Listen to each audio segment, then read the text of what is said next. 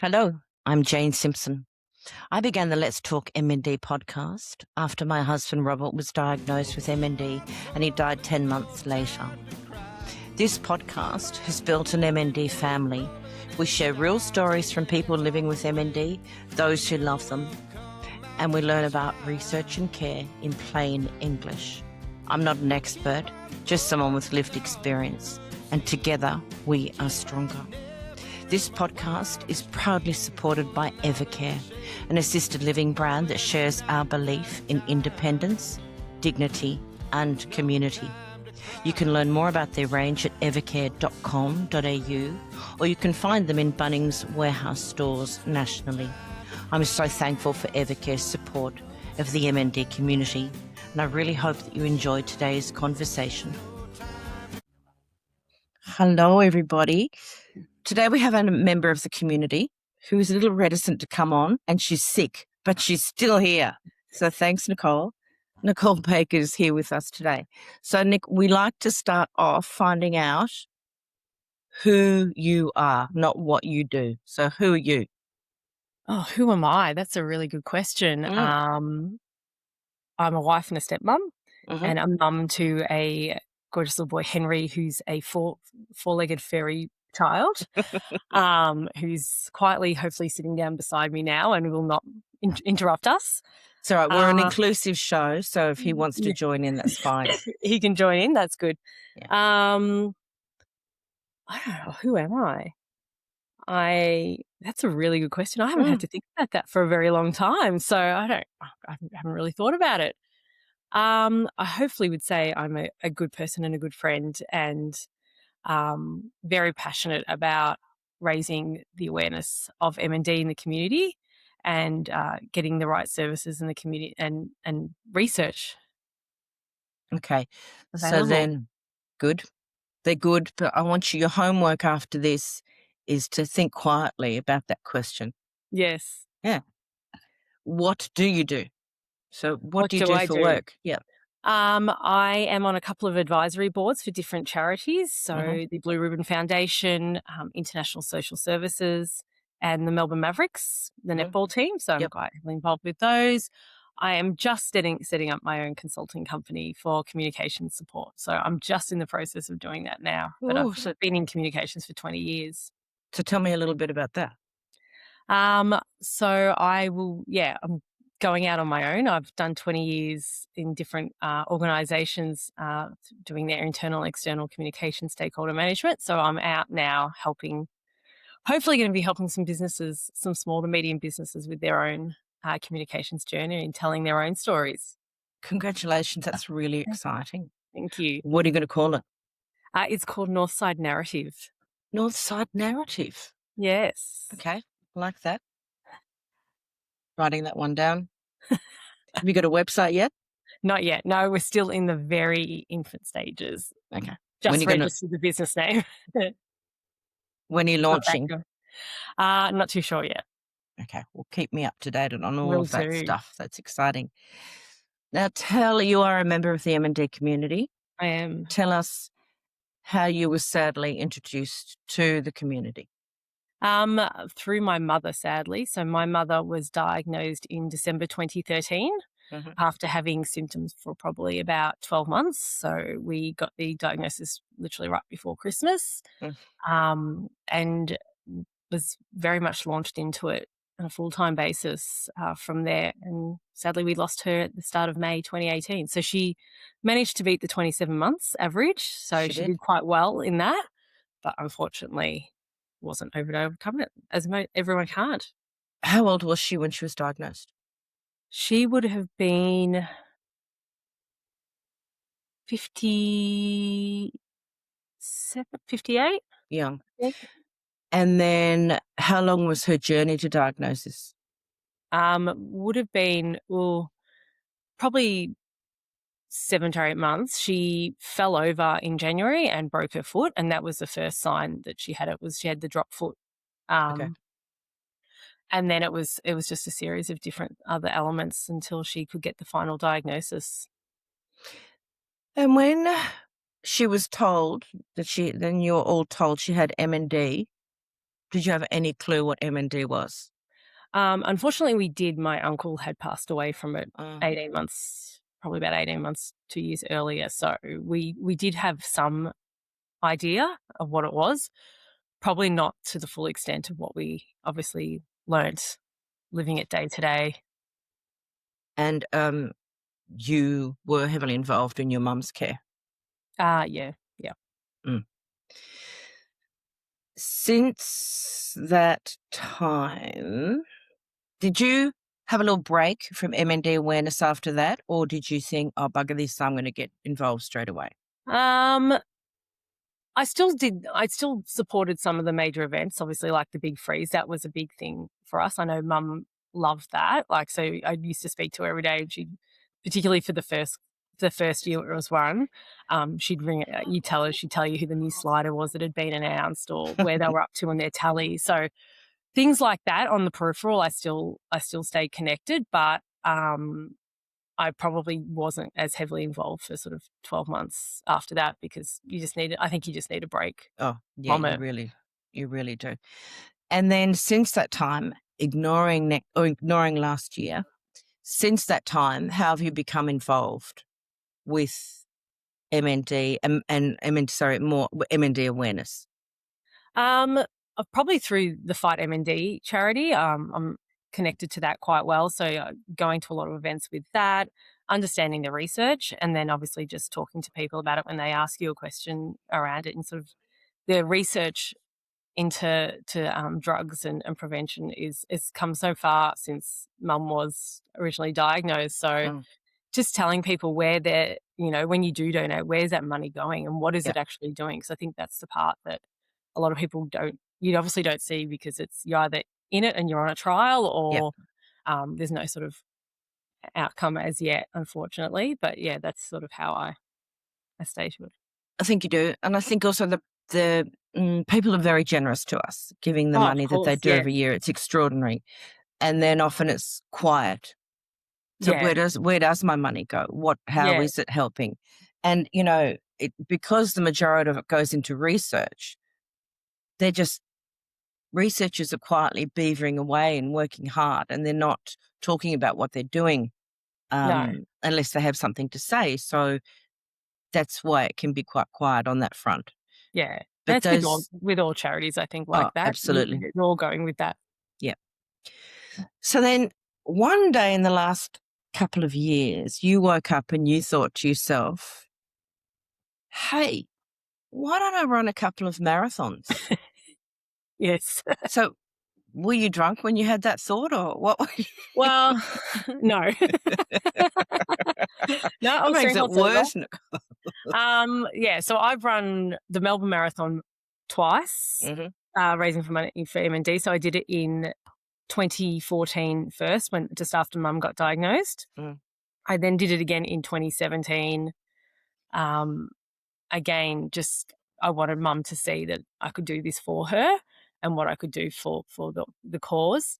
Um, and then, yeah, I had never had any plans to do it again. My girlfriend at work had signed up to do the Paris Marathon, and she had never run in her life, so she was crazier than me. She's crazier than you, yeah. Um, and she just kept nagging me. And I think the connection with the one with Paris last year was when Mum was first diagnosed. That was someplace she'd always wanted to go, was to go to Paris and out to France. And so Dad and I took her in March 2014. Wow. And so I thought it was quite fitting to give it if I was going to give it another crack, that'd be the location to do it in. When you went with your mum in 2014, was she able to walk still, or?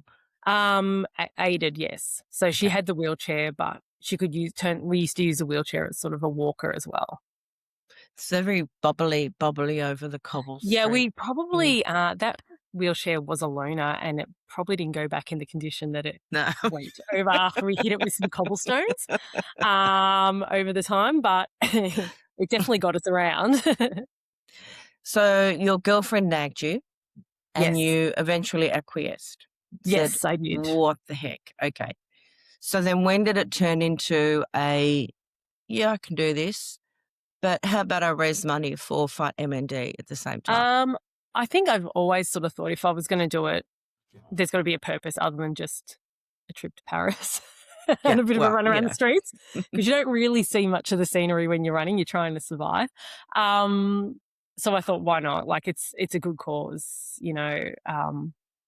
and I'm actually doing something. So, I've got to put my money where my mouth is at the end of the day. So, if all these people are sponsoring me and donating, it sort of gave me that bit of accountability to make sure I actually did do it. Popped on So that plane and went. you did. So tell me about the training in the lead up to that. It was very intense. Obviously, we actually had our hottest summer like for Oh, ages, and so I was running. You'd have to get up and run early, otherwise it'd be sort of 30 degrees like by 10 o'clock, and yeah. you'd be done for the day. So it does put a lot of pressure on your outside life with that. You've got to think about sort of what you're doing for the weekend. When can you fit that training run? Because it's 3 or 4 hours you're out, like on a Every weekend. day on a No, weekend. on a weekend you do one weekend, but then you've got training during the week, and what are you eating? Yeah. I did give up alcohol for the few months beforehand, just to so you didn't have to get up with a hangover. Yeah. Um, yeah, but it also impacts your personal life and your Mm. family. They've got to be really accommodating. So I had a very accommodating husband who was able to pick me up when a training run didn't. I was out somewhere and the training run didn't go as planned, and I'd call him a bit of an SOS. Can you Oh, come and get he'd me? literally come and pick you up, like Yeah, he in the would come and car. come and pick me up. Or sometimes I would run out and then go, "Oh, I'm not really anywhere near I can get home, so can you come pick me up?" So he Oh, was very good with that, that's and a he'd nice go out person. and do some of the training runs with me on Okay.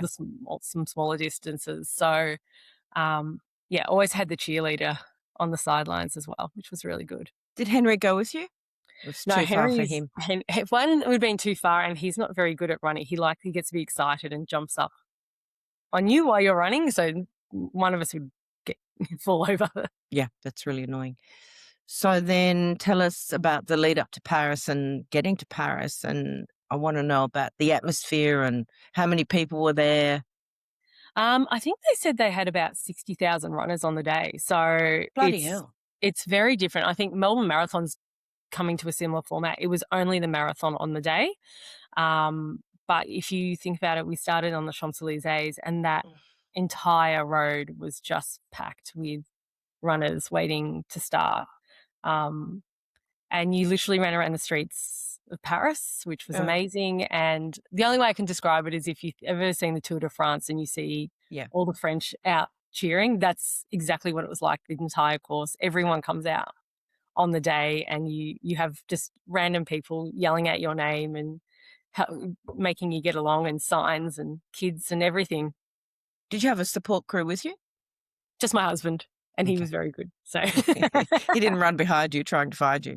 no, he was very good. They have a very good network in Paris because obviously they've got the metro, so they Yeah. actually show you where what they match the train stops with the kilometre mark. So it's Oh, actually quite a good for a spectator sport, actually, to get around and easily get around. okay. So how long did it take you to do? Longer than I was hoping for, is all I'll Okay. say. All right. Fine. That's fine. It's like, I'm not going to ask you how much you weigh either. So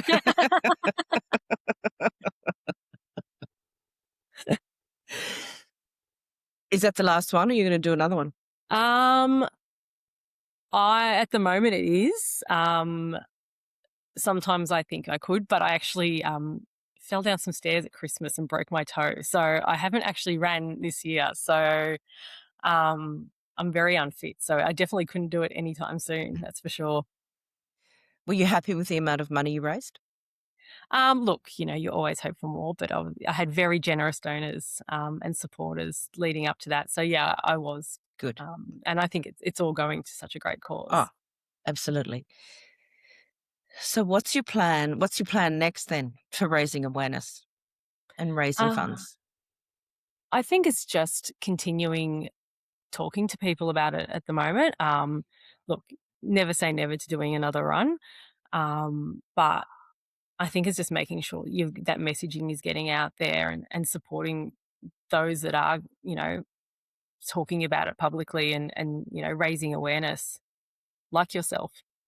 And for those who are currently going through it. So, quite a Yeah, lot of people with MND and, yeah, listening to their stories so that we can be, pertinent and up to date with the information yeah, and I that think that's needs to it. be passed on.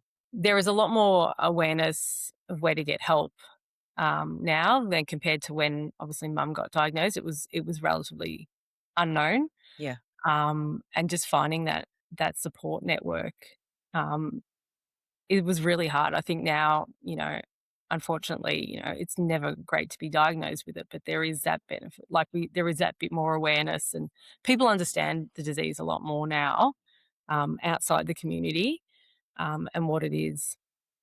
I think, and I keep saying this over and over, we understand it extremely well in Victoria, where you and Yes. I are based, but it is still quite parochial. So, because AFL is predominantly still a Victorian sport, Yeah. um, but, FIGHT are doing terrific things to expand the Yeah. awareness Australia-wide.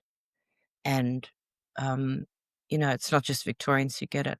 South Australia, do you know, per capita, South Australia has more people with MND. Wow, I know, I did Mm. not know that. And you know that per capita, New Zealand has more people with MND globally. Wow, that's amazing. Something going on down Yeah. here. Did your mum grow up in the country? Yeah, she grew up in Colac. Okay. Yeah, so Yeah. she's in Colac. Regional. Mm, Regional, yeah. mm. Yeah, no. It's just happening more and more. Yeah, so raising awareness, raising funds, and just still being part of the community. How do you cope with that? Still being part of the community Um, 13 years down the track? you have your good days and your hard days, and I was Mm, actually saying this to, someone at the Shady Ladies lunch we were all at, on Friday. Last Friday was, I can watch those videos that they play, and I can one year I can be perfectly fine. It's fine. I know it. I know the story. I know the message. The next year or the next time I see it, it can be a very different situation. It comes and goes. It just depends how you are on that day. And there's sometimes I've had to remove myself from events yeah, and just take a break. But at the same time, it's so important to keep raising awareness that I think a little moment for myself is fine, but you need to keep pushing the cause. I agree. So, the lunch that Nicole was just talking about is called Shady Ladies. I'm a shady lady. There's a gang of 5 of us that Jan Danaher leads, and we organise, a ladies' lunch once a year in March. There's about this year, I think there was 530 chicks in that room, There was a lot. and can I just say it is a lot of fun. There's a lot of noise, and it is at the Plaza Ballroom in Collins Street, which is downstairs, and there are no windows. So the minute everyone gets in there, they think they're in a nightclub, Yeah. It's and always a bit weird to come out at five yeah, o'clock on a Friday and it's afternoon and still be daylight. it's still daylight. And it is a crazy day. It's a day full of laughter because Neil always says, put the fun into fundraising. Yes, And so definitely. we do that very well. We raised 185,000 last Which is an Friday. amazing amount. That's Yeah, that's such a great amount. And it's over 1,000,000 since we've been it's doing the lunches, hasn't over it? 1 million now. So all of those funds go directly to fight MND. So everybody who works on it does so voluntarily, as in my opinion they should. And, yeah, it's a big day. I needed Great. Saturday to recover from that I'm not one. surprised. Yeah, it's a very big day. So what words of advice do you have for children of people with MND? Um, I think it's just cherish the time you've got with your parents. I Yeah. mean, yeah, it's one of those things. I think at the end of the day, any child, you tend to take your parents for granted. Mm, They're always there, and mm, I think sometimes it's not until you get something like this in your family that it makes you have a stop and think. mm, I might not have the next day, the next month, the next year mm. with this person. So make sure you take the time. That's what we decided in our family too. And it's cherish every moment, really. Yeah. And then I don't know about you, but that's flowed through to the rest of my life now too as well. Yeah. So Definitely. gratitude, I sit in gratitude. I'm very grateful for what I have, and the people that I love I really cherish, Yeah, definitely. because it's, what's that cliche? No, tomorrow's not promised. Well, tomorrow isn't promised. No, not at And all. not for all of us. I mean, we're all going to die, let's face it. Hopefully not for a very long time. Hopefully not for a very long time. But yeah, let's just be kind and loving and do the best we can whilst we can. Yeah. All right. You didn't cough once. Good job. Thank you. I'm trying Hey. very hard not to. Sorry about that. You can go back to bed now. Oh, thank you. Anything else you want to offer? No, I don't think so. Not at the moment. I think you've done a really good job, and I'm really grateful that you were here. Thank you for talking me into it. I think I more like twisted your arm than talked you into it. That's okay. But I want to know, before you go public, the next time you're going to do something like I will. I'll let you know. Berlin Marathon, New York Marathon. Oh, no, they're too hard. You've got to qualify for those. You've got to be very fast for those. Oh, really? Yeah, you're not Unless doing you can them get then. unless you can get a charity ticket, which are hard to get to. Oh, okay. Then where can we aim? Boston? That's a one of the big 7 now too. Oh, okay. So where can we land? Oh, there's heaps. There's heaps. There's one that goes through a winery in France where every stop you drink a wine. I definitely don't think I'd make the end of that one. Okay, but that one I'm coming on as your support crew. Okay, definitely. Okay, You all right. you will be there. It's a deal. It's a deal. All right. Say hi to Henry, and thank Will you so do. much. Thank Alrighty. you. See you. Bye. Bye. If you'd like to get in touch, you can message me on the Let's Talk MND Facebook or Instagram pages, or Let's Talk MND5@gmail.com. The information on this podcast is not medical advice, and the music you hear is by a much-loved member of our family, John Hanley. Once again, thanks to Evercare for sponsoring this podcast and supporting Let's Talk MND. Their commitment to care and community helps make meaningful conversations like today's possible.